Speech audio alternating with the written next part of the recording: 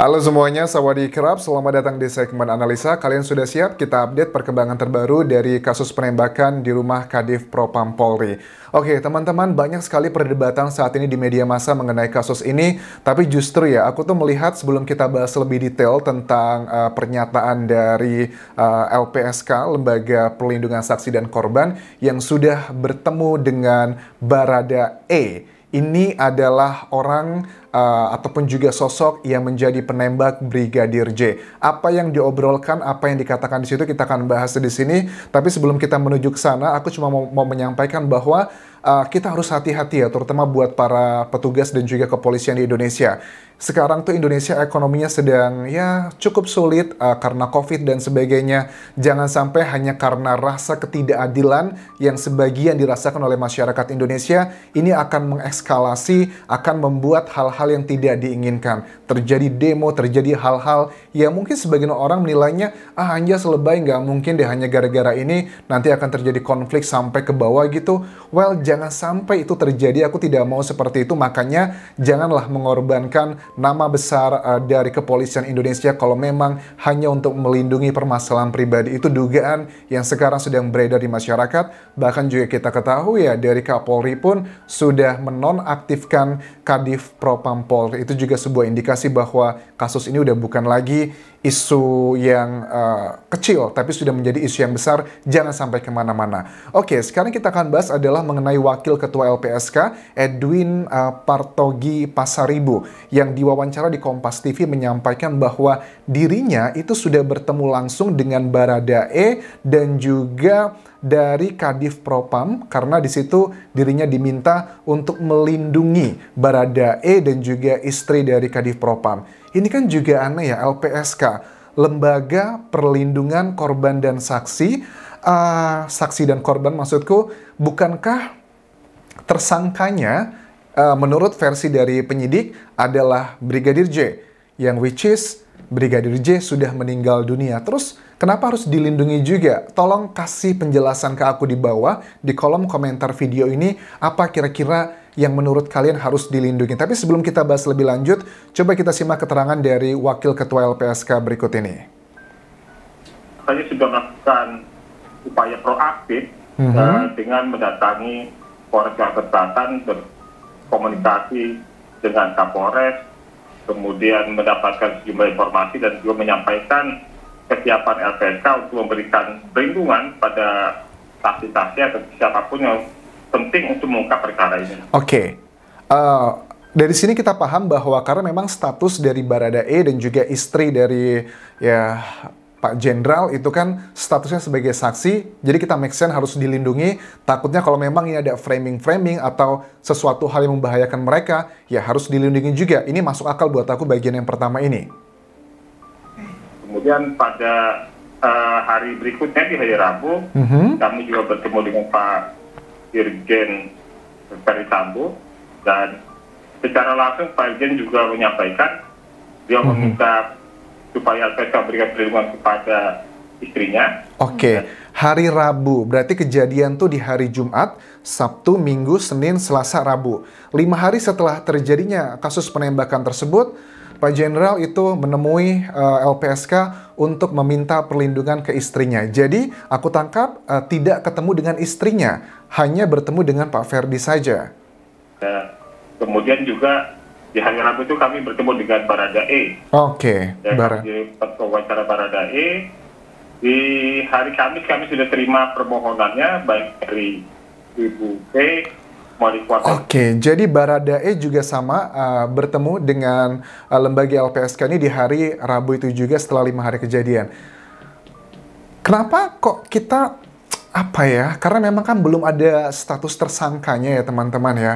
Ya terlepas dari pro dan kontra, tapi kalau aku melihat dari sini memang ya untuk melindungi saksi tersebut aja. Dan kita juga ada dugaan ya menilai bahwa takut aja. Bahkan ada sejumlah politisi di Indonesia mengatakan jangan-jangan mereka semua ini adalah korban ya, termasuk istri dari Pak Kadif Propam, kemudian juga Barada E, terus juga Brigadir J, semuanya itu adalah korban sebenarnya, tapi ada sesuatu di balik ini semua.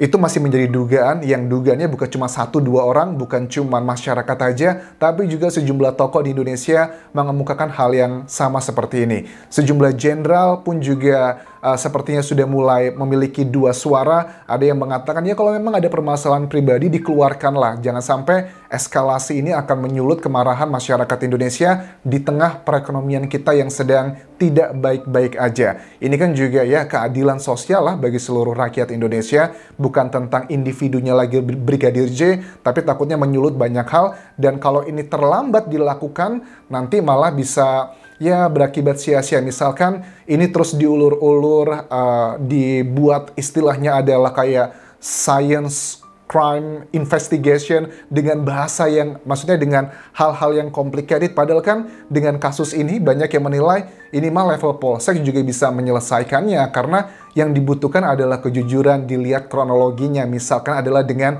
senjata yang dipakai oleh Baradae. Itu kan sudah ada pemiliknya siapa, ada daftarnya, cek aja kronologi dari administrasi siapa yang memilikinya. Setelah data itu keluar, ya urusan itu diberikan ke orang lain atau apa, itu kan bisa menjadi untuk petunjuk di awalnya. Itu aja tidak disampaikan dari penyidik bahwa sebenarnya yang memiliki senjata Glock itu siapa? Karena sudah jelas ya banyak aturan dan juga sejumlah jenderal mengatakan itu bukanlah senjata yang lazim digunakan oleh Barada level yang boleh dibilang masih rendah ya di tingkat kepolisian. Nah kemudian juga ada beberapa komentar yang cukup membuat aku berpikir agak sedikit gimana gitu ya. Misalnya dari anggota tim advokat penegak hukum dan keadilan Saur Siagian. Kan begini, anehnya ada orang yang sudah dibunuh, tapi kok nggak banyak lah ya, ada sejumlah yang sepertinya membela Baradae. Kenapa ini menjadi statement ya? Aku melihat bahwa memang karena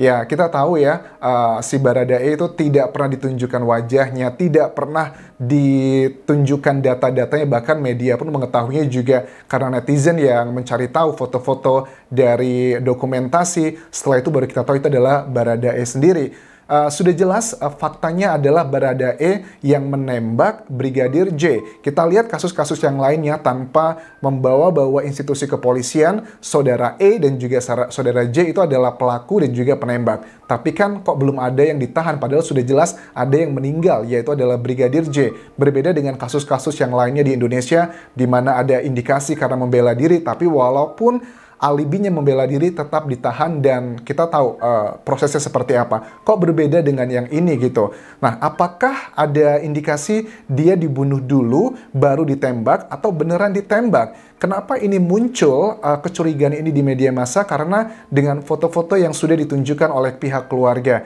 Pada saat aku bilang tentang strategi keluarga, maksud aku bukan dari keluarganya nangis yang pura-pura nangis dan sebagainya, bukan sama sekali. Itu adalah hal yang natural, hal yang wajar, tipikal ya hal yang lumrah pada saat seseorang kehilangan anggota keluarga yang dicintai. Tapi maksud aku strategi itu adalah ini adalah strategi yang baik sekali bagi sejumlah orang yang menilai kasus ini ada kejanggalan, kemudian diupload ke media massa dengan kesedihan-kesedihan dari keluarga yang tulus seperti itu ngebuat kita masyarakat Indonesia termasuk aku pribadi pun sangat miris, sangat menaruh empati yang sangat tinggi dan juga simpati kepada korbannya. Apalagi kalau sekarang kasus ini udah bukan lagi masalah keluarga dari Brigadir J ya, tapi sudah banyak menyimbolkan kayak ya ketidakadilan sosial begitu dan banyaklah isu-isu yang justru terbawa ke sini.